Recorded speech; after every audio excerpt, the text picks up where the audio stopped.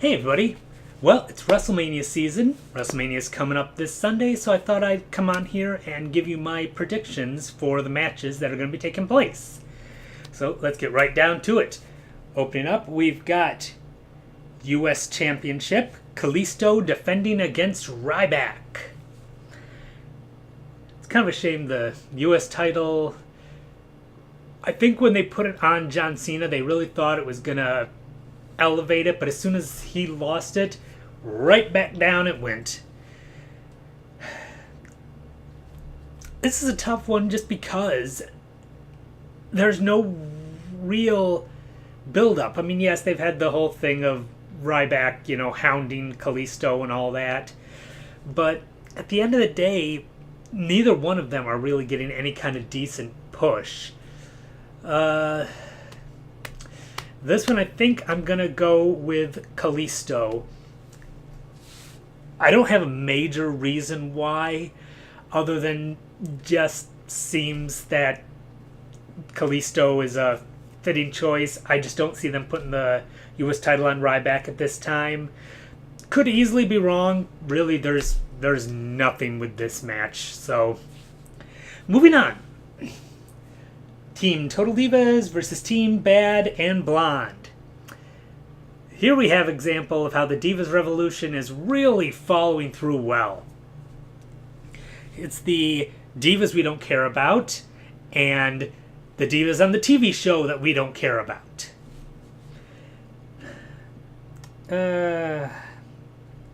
Gotta go with the Total Divas ones. Anytime they do one of these type of matches, they're gonna have the Total Divas team win because they want to promote the show, which I have not watched in forever because it looked really stupid from the few episodes that I did watch. I think the worst part about this is the fact that Eva Marie is going to be competing in this match. I've seen some of her stuff in NXT. Character-wise, she makes a good heel, which isn't hard because people naturally do not like her. But she's still a long way from being ready to work in the ring, and it just annoys me how much they just insist on pushing her. But that's neither here nor there. End of the day, Total Divas is going to win this one. Next we've got the Usos versus the Dudley Boys. When the Dudleys came back, it was really exciting, really cool to see them. But at the end of the day, they've been brought back pretty much for the sole purpose of getting the newer talent over. Which isn't something I have a huge problem with, because that's one of the jobs that the experienced veterans do, is get the new talent over. For that very reason, I'm thinking it's going to be the Usos that win this one. I think the whole job of this is the Dudleys getting the Usos over. Not that I think the Usos really need it. I mean, let's face it, they're two-time Slammy, not Grammy, Lillian, Slammy award winners for Tag Team of the Year, even though last year they didn't deserve it.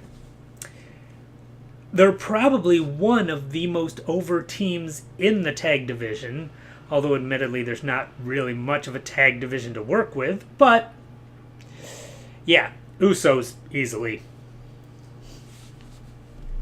The New Day versus the League of Nations for the WWE Tag Team titles. The past couple times they've had pay-per-views with the New Day defending, I have predicted the New Day to lose the titles. And every time I've been wrong. And in this case, I'm predicting the New Day to keep the titles, so they'll probably end up losing them. But in all honesty, the League of Nations is pointless. Initially, it was put together as a way to have them all taking on Roman Reigns. Once that was over, there was nothing left for them. It's pretty much four guys they have nothing better to do with. One of those guys was the world champion just a couple months ago. Good job, WWE. But, yeah, New Day's going to win this. I actually feel kind of bad for the League of Nations because you look at somebody like Rusev, who not that long ago was one of the, top heels coming up, and now look at him. Alberto Del Rio had that big return. Again, now look at him. Really, this group is such a waste. The third annual Andre the Giant Memorial Battle Royal. This one is a little bit of a tough one.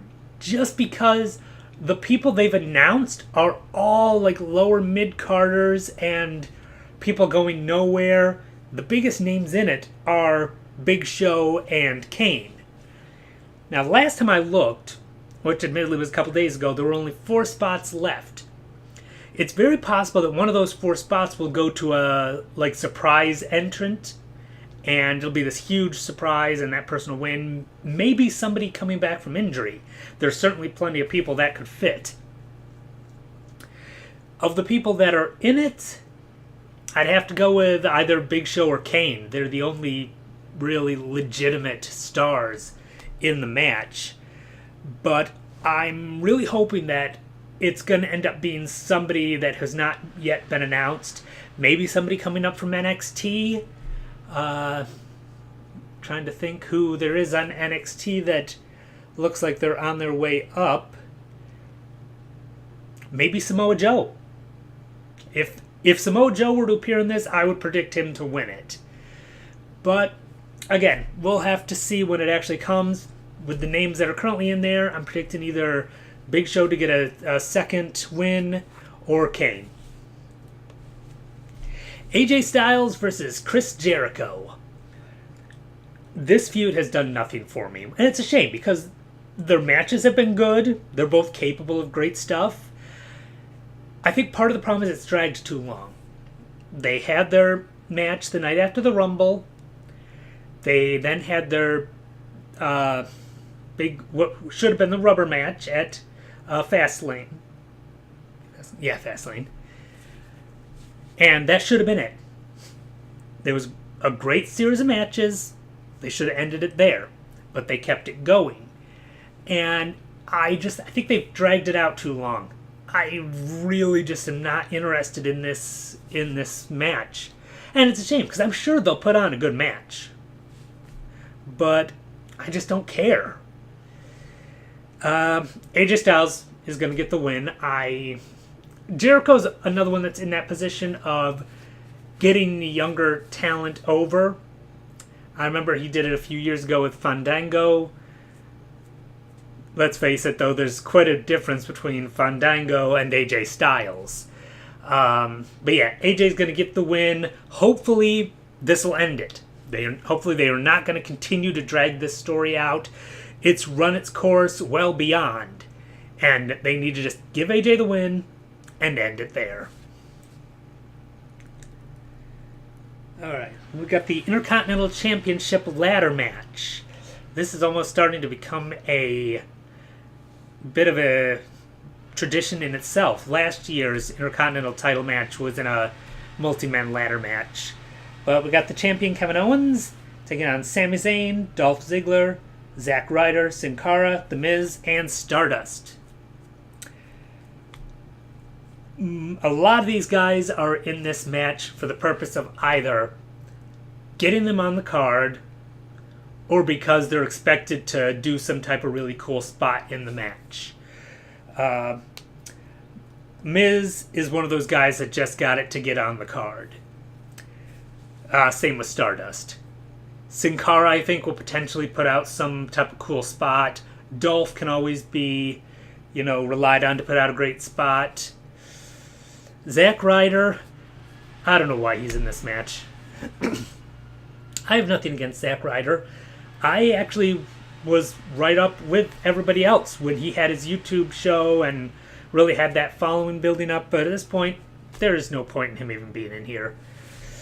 At the end of the day, it's going to be down to Kevin Owens keeping the title or putting it on Sami Zayn.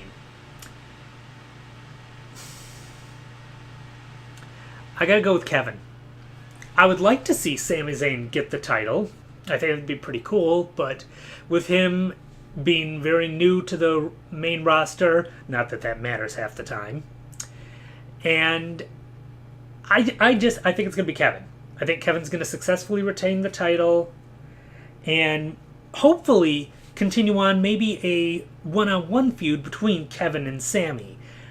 I actually would have preferred just a one-on-one match here between Kevin Owens and Sami Zayn, but go with what I've got, right? All right. Divas Championship. Charlotte, Becky Lynch, and Sasha Banks. Pretty much the three divas that got brought up for the Divas Revolution. This is an interesting one. Becky Lynch really has no reason to be in this match. And that's not a knock on her. I like Becky Lynch. I think she's a great wrestler. But since they brought the three of them up, she has been so far into the background. Nobody cares. Like I said, it's a shame. Because she deserves to be right up there with them. But at the end of the day, when they brought the three of them up, it was Sasha and Charlotte. Oh yeah, and there's Becky's there too. Really, they have no point in her being in this match, and she's not going to win it. It seems like they're building up to Sasha getting the win here. And a part of me thinks she will, but a part of me is kind of thinking they might pull like a bait and switch. Charlotte wins it, and then the next night on Raw, because they always have that Raw after WrestleMania as the big event, the two of them have a one-on-one match and Sasha gets the title then. I could potentially see them doing that. Yeah, I'm going to go with Charlotte. I think it'll be one of those twists that they try to get where everyone's predicting Sasha and they're going to try to make a twist by having it be Charlotte, possibly with interference from Rick. We'll have to see when it happens, but yeah, I'm going with Charlotte. Shane McMahon versus The Undertaker. This is an interesting one. On one hand, you got Shane coming in, wanting to run Raw, so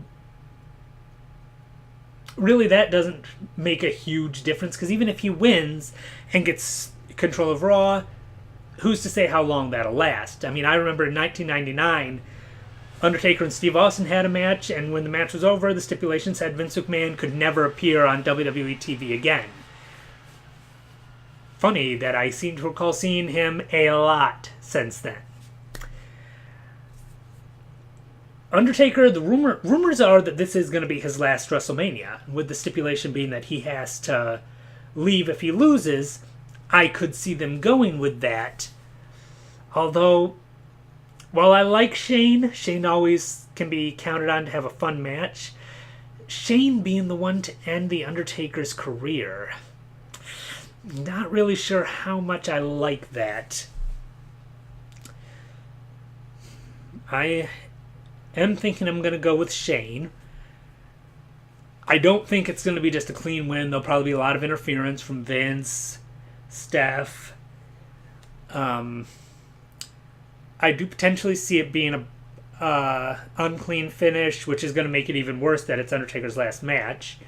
Shane will gain control of Raw. Something at some point will happen in which he'll lose it and it'll go back to the status quo. Yeah, that's my take on that one. Dean Ambrose versus Brock Lesnar in a no-holds-barred street fight. Seems a little redundant. No-holds-barred street fight, same thing, really. This one I'm going straight to Brock. I like Dean. I wanted to see Dean win the match at Fastlane and potentially get the title shot, although I knew he wouldn't. But at this point, beating Brock Lesnar is a special thing that they reserve for people they feel are special. And I don't see the WWE seeing Dean Ambrose as that type of guy. I think they see Dean as a solid hand, as a fan favorite, but he's not a beat Brock Lesnar guy. The match will be good. I think Dean is the type who's really going to get the crowd into it with his refusal to give up. But at the end of the day, it's going to be Brock. And that brings us to the World Heavyweight title match, Triple H versus Roman Reigns. I doubt there's really any question here. This has pretty much just been building to the story of Roman Reigns winning the title at WrestleMania.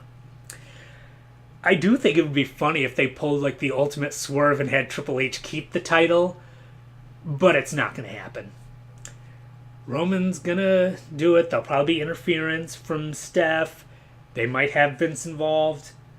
Maybe have Shane step in, push the story there some way or another. But at the end of the day, Roman's going to get the title back.